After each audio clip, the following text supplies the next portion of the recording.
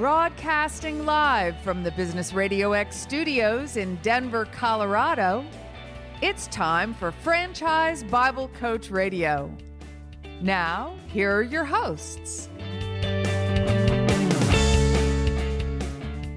All right, everybody, welcome to Franchise Bible Coach Radio podcast with Rick and Rob. I'm Rick Grossman, and I'll be your host today, along with my co-host, Rob Ganley. I'll introduce Rob in just a minute here. But folks, we have a great show today. We have a gentleman that has a franchise success story and a very unique way of looking at the franchise business that I'm excited to have him tell you more about. So we have Paul Echert. He is the founder and CEO from Family Financial Centers. And they are headquartered out of Doylestown, Pennsylvania. And they're growing. They've got about 55 units and have even added units during the COVID situation here. So they're still growing and going strong. So very exciting story. And we have some strategies he's going to share with us and some of their stories. And we're excited to have you here, Paul. Welcome. Well, good to be with you guys. Hopefully it's sunny and warm where you're at. Yes. Well, that could be. It kind of depends. Is it cold up there? It's gotten a little chilly, yes. Yeah, it has a little bit too soon for us. Yes, old man winter's coming. Yeah, so I'm going to go ahead and introduce Rob Ganley, our co-host, and let him get into the questions, and let's learn more about what Paul has to offer here, and we'll get started. Welcome, Rob. It's good to be here. Thanks, guys. And you know what? Before we jump in, I do want to thank our sponsors. Without them, we wouldn't be able to keep going here. So first and foremost, Franchise Bible Coach. Franchise Bible Coach is a consultant to emerging franchisors and franchisees alike. Some great programs, membership packages, and specials. So if you're listening, why don't you head over to franchisebiblecoach.com and you can learn more about Rick and Rick Grossman, who's with us today, and the Franchise Bible and everything that it's about. And also I want to thank SEO Samba. SEO Samba is an innovator in the franchise space. They created something called the Franchise Marketing Operating System, and it's built for franchisors and franchisees alike to collaborate and grow and market their businesses as one unified brand. So I want to thank them, and you can learn more at seosamba.com. And with that said, I'd love to introduce Paul one more time, Paul Echert, the founder of Family Financial Centers, and welcome to the show. And, you know, one of my favorite questions to lead with is always ask, how did you get to where you are? How did the brand get started? And tell us a little bit about the market that you serve. Well, I'll give you the short version of Paul Echert's history. I'm a career franchise executive. I spent many years with Midas International, rising up through the ranks, eventually being transferred to the East Coast from the Midwest to run the Eastern Division. My time with Midas was enjoyable, but also boring, because if you sat in a room with a group of Midas executives and you were asked the question, what's your greatest accomplishment? It would be how many years they were with the company. I always had an entrepreneurial bent to me. So I found, although I was well compensated, I wasn't challenged very much. And so I had the opportunity. I was contacted by a recruiter friend of mine who helped me put my staff together when I was relocated here from Ohio. And he said, Paul, I know you don't want the job, but I really need you to go interview with these guys. I just want to show them that I can bring franchise expertise. That's exactly what they need. I said, okay, well, what type of business is it? Where are they located? Well, I can't tell you that. I said, what do you mean you can't tell me that? What are these? Is this some kind of drug buy or something? No. If I tell you, you won't go.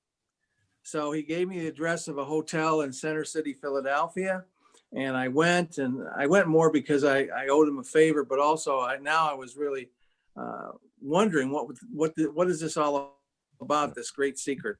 So I'm sitting in the lobby of the Omni Hotel in Philadelphia, and a gentleman comes up, and he's the gentleman I'm supposed to meet and talk with, and he mentioned the word check cashing. Now I felt the blood draining from my head at that moment to my feet, wondering how long I had to stay there to be polite, yet to get back in my car and go back to my home in Philadelphia, which is in suburban Philadelphia. 6 hours later, I was still there. Wow. And although it took me a year to make the decision to go into the industry, it opened my eyes to something different, because I was a career automotive franchise guy, and we're always fighting for margins and finding competent technicians because the industry was transitioning. And with Midas, you had 3 generations of owners, so it was difficult. And what I learned about the check cashing industry is that it had tremendous potential, but it wasn't even none of the things were explored properly as to how it should be done as a franchise. And this particular company was in that space. They were franchising financial service centers, although they really didn't know that's what they were doing. So after about a year of cajoling and them harassing me, I finally took the position to run that company.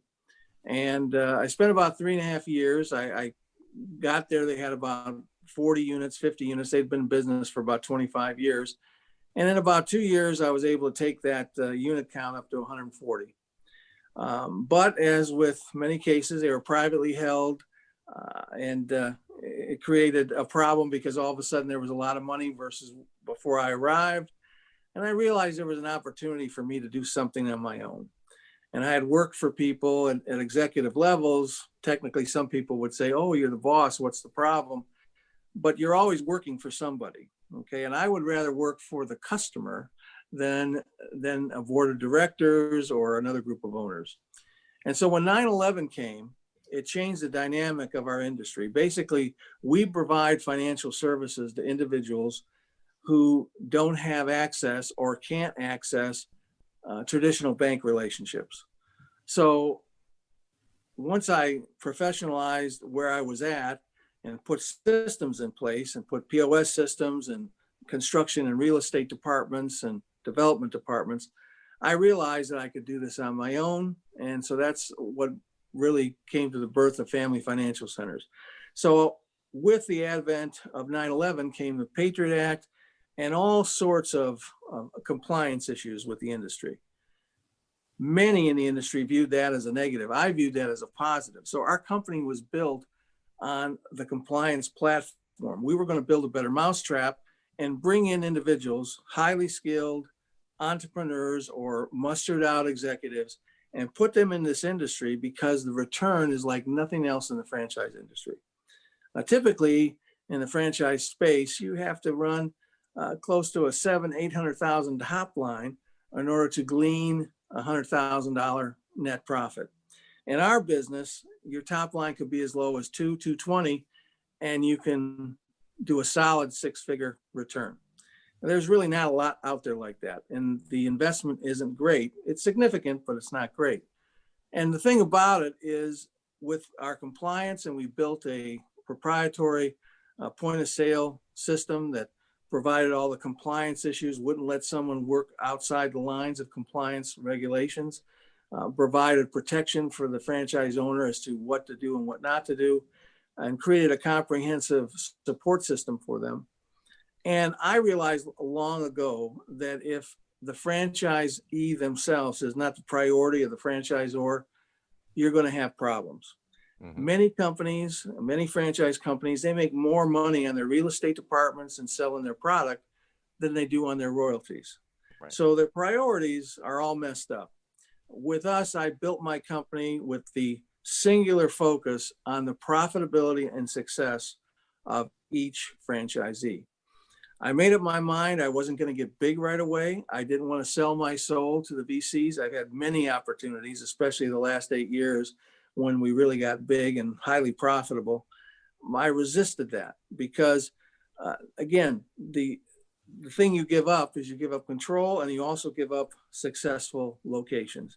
There's so many franchise companies that open 6 and close 6, and most of the franchisees are upset because they don't like the margins. So we built our company on the fact that we wanted each store that we put in, each franchisee that we awarded a franchise to, was going to be top flight and going to do a good job for themselves and a good job for us. And really, to borrow a phrasing from movie, broadcast news.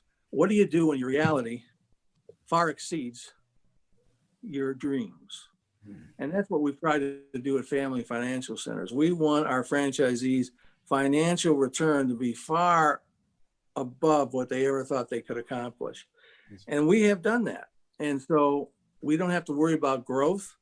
We don't have to worry about putting franchisees on top of one another because we've kept our model very clear and focused. We're able to deliver the type of return for our franchisees that bodes well for our future and their future. So that's kind of the short story. I'm sure you have ancillary questions to that, but that's how I got where I am currently. A short and very influential story, I must say. You got me a little bit watering at the mouth. We're all entrepreneurs here, so when we start to hear business models, whenever I hear guys explain how they approach their business model, I always typically get excited, especially if they have a good story to share. So that's very interesting how you laid that out. Rick, what are your thoughts on that? Yeah, no, that's you've done a great job. It very enticing for sure. And I'm sure there's a lot of folks out there right now that are thinking, okay, I've never thought of that industry, but maybe it'll fit into my life, because you never know. A lot of folks out there want a business where customers come to them, but they don't want a restaurant, or because they don't have a food service background. Maybe they don't want a big staff. But there's a lot of good points there that you made. So, Paul, when you think about what changes have happened in the last 7 or 8 months, we already mentioned at the beginning of the show that you've been able to even open units during COVID, and we're kind of in this new normal. Everybody's trying to figure out what the future looks like, and how has that impacted your marketing, your franchise development, and your plans in general? And somebody's considering your model, what can they look to as how that would operate in this new normal? Well, one of the things that we're fortunate is in every state in the country that we operate, we're an essential business. So we were never mandated to shut down at any time. One of the things that I probably should have touched on earlier is what our actual essential model is as it relates to the customer. Our customer base makes up probably about 60, 65, 70%, some say even higher, of the population, which is people who live week to week, paycheck to paycheck. That really escalated beginning in 2008 with the economic shrinkage there, to put it mildly. And that we really never recovered. We've never gone back to the point where those individuals are robust in the way that they can handle their finances. So basically, we provide all the financial services that a bank does to those individuals that are either unbanked or underbanked. And so when COVID hit, we were having one of our best years. In fact, every year seems to increase the following year. It was unbelievable how that all unfolded, and I'm sure it hit everybody. But we had some real interesting positives in the industry. The first, as I already mentioned, was that we were essential. Two, that our physical plant, our employees are in a bank teller-like situation, but in our locations, we have a wide open space, very attractive, but it's acrylic, bulletproof glass, is completely encased with a teller station in front of them. So they had no way of transmitting or being concerned about transmitting any disease or however you want to place it. They couldn't be transmitted in our physical plant. Oh, wow. So Also, you were already set. We were set unknowingly. Now, that's there for insurance reasons.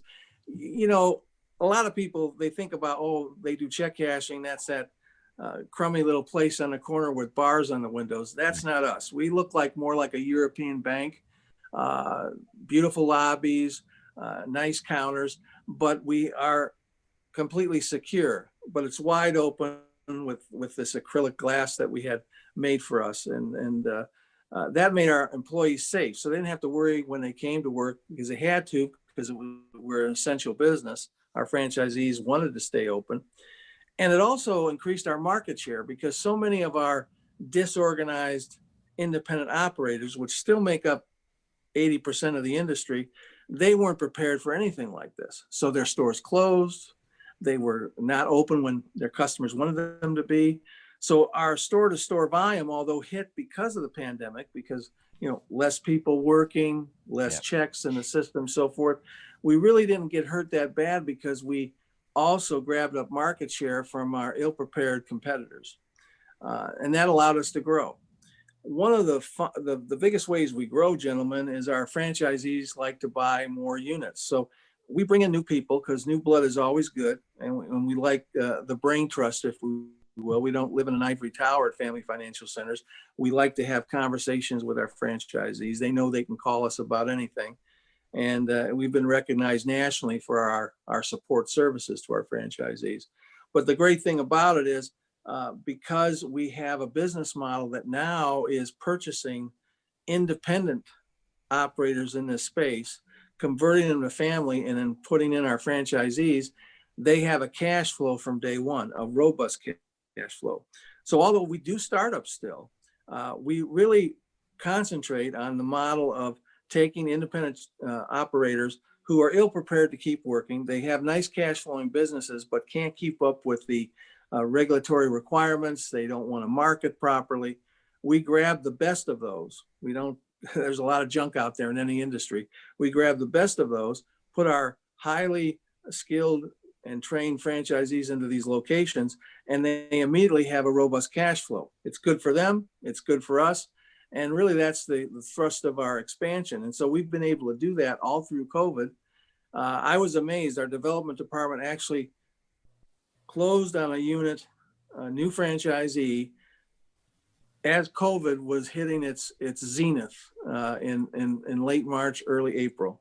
And the franchisee was a female executive, and she didn't bat an eyelash because she did the research on us and felt very comfortable with moving ahead. Now she's since opened and doing well. Our existing franchisees have opted to expand and buy other locations, which we're in the process of doing now.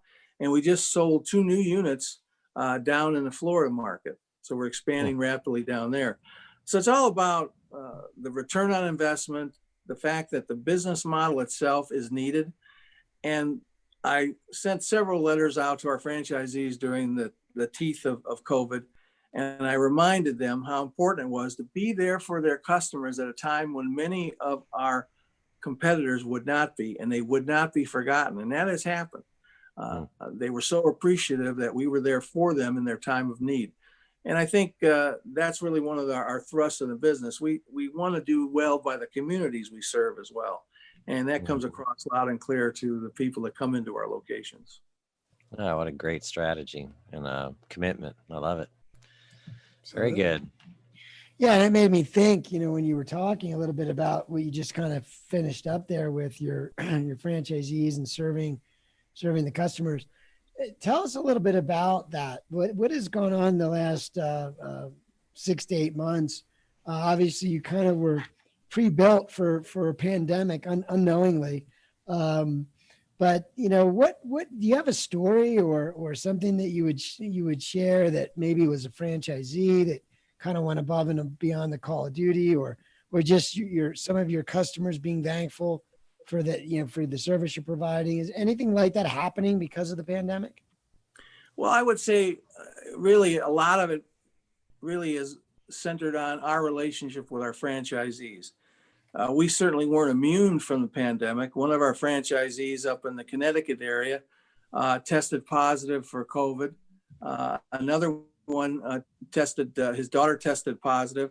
Connecticut was hard hit, as you remember. They were in the teeth of everything. And it's the way we reacted.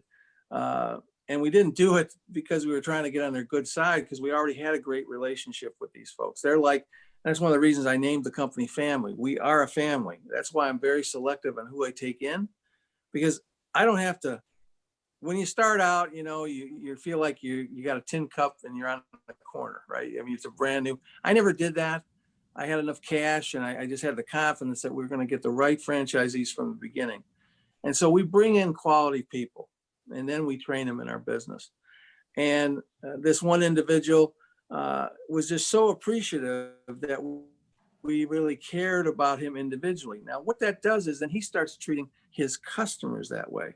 And so Right. one of the things that I tell my staff is that our franchisees are not our employees. In fact, I wrote an article for a periodical about this. A lot of franchise companies are autocratic in the way that they look at things. You think about Ray Kroc back in the days of McDonald's, our way or the highway.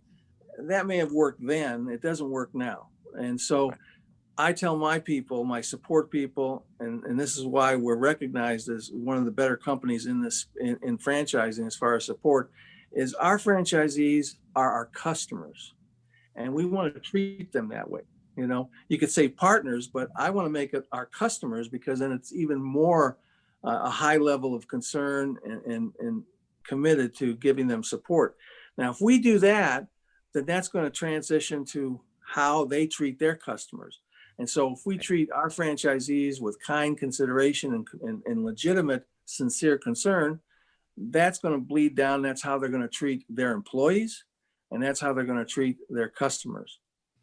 Yes, absolutely. And in my book, Franchise Bible, I wrote about the proper way to create a franchise organization using what I call a servant leader model, is one of our strategies we call the upside down pyramid, where the franchisor is actually on the bottom of the pyramid, supporting everyone above and taking the hurdles out of the way and giving them everything they need to succeed, and supporting them. And then they in turn support their employees, and the employees then in turn do great service for their customers. So sounds like you are a living example of the upside down pyramid. That's wonderful.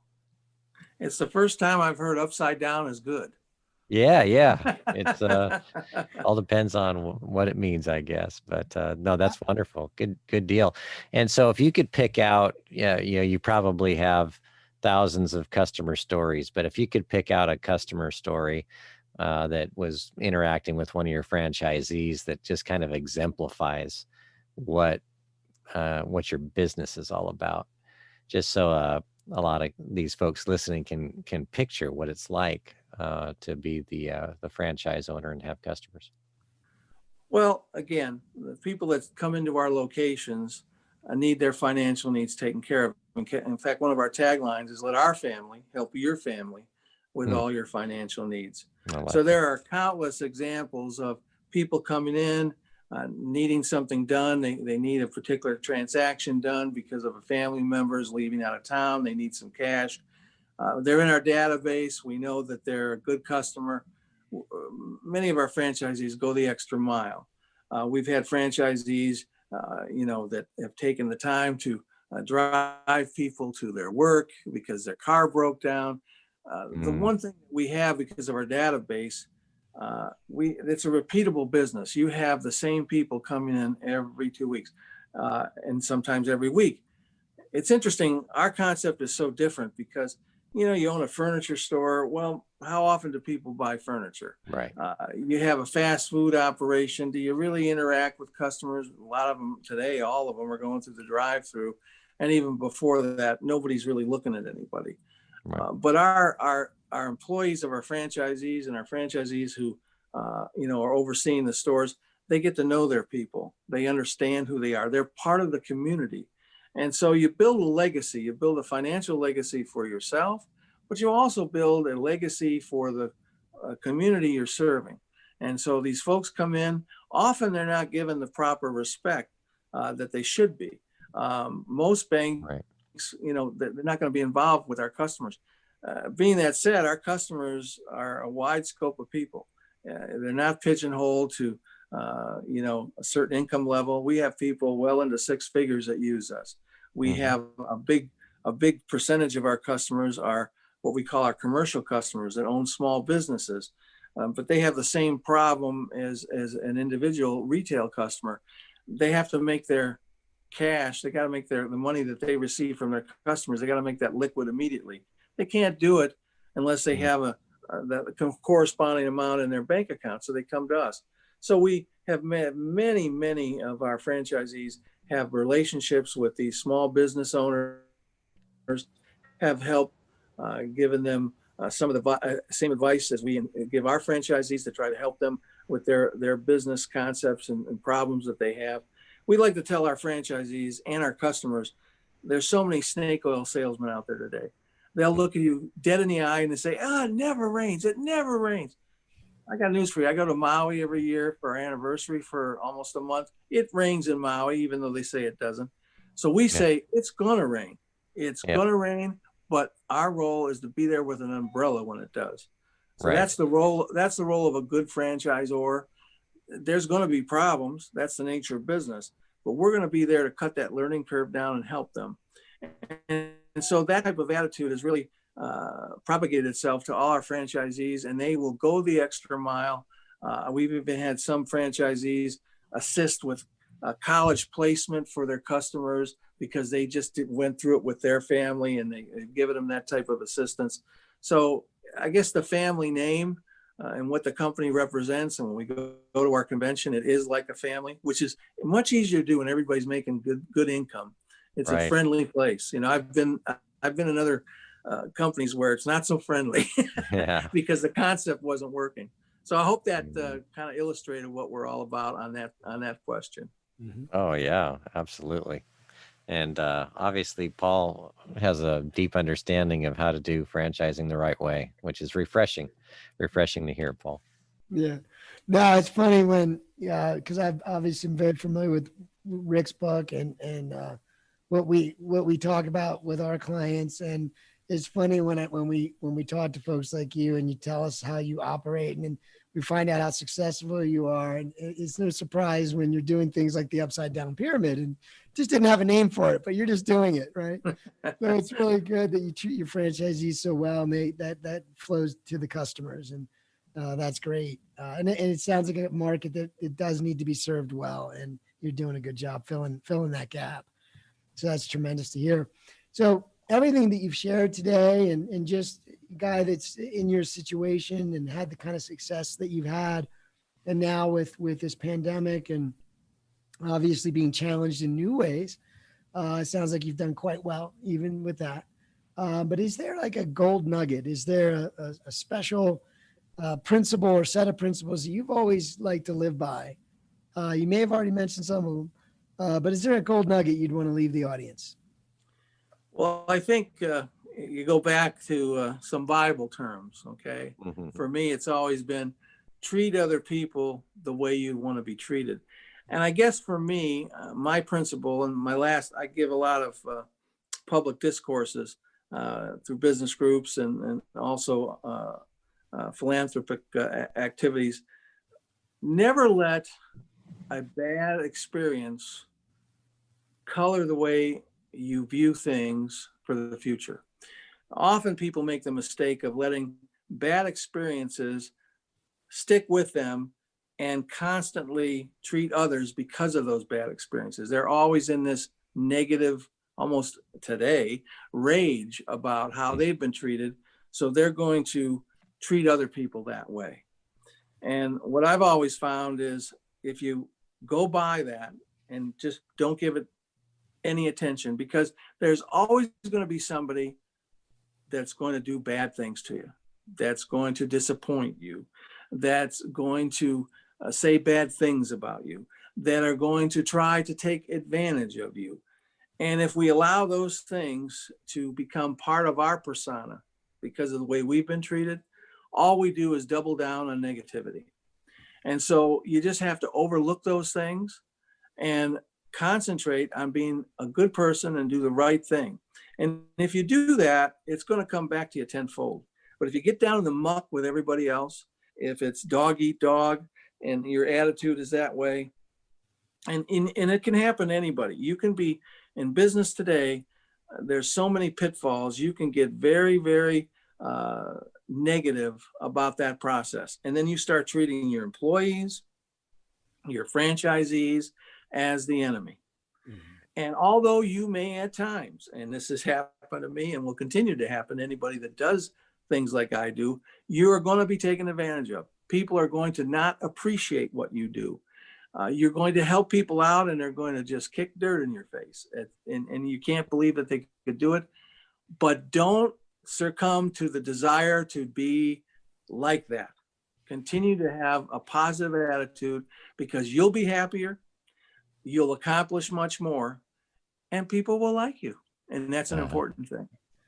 Wow, that is a gold nugget. I like that one a lot. It's one of the better ones we've had in a while, I think. Yeah. I heard some of those words, Paul. Thank you. No, it's right. I agree with that. I think I've told my kids that recently. It's just that's always good parenting. Yeah. Well, no, it's like the double down that you said. It's like doubling down. Like when someone does something against you and it stays in your head, it's like they win twice. They did the thing, but now it's in your brain, causing more things to happen. So it's like, don't let that happen. And so that's tremendous advice. And that's great to hear. So I appreciate that. Absolutely. Awesome. Well, that sounds good. We are coming to the end of our show here, but just a lot of meat and potatoes in there, huh, Rob? Oh, yeah. Just a lot of good content and just a wonderful model you've created, Paul. So congratulations. Well, thank you, gentlemen. It's been a pleasure.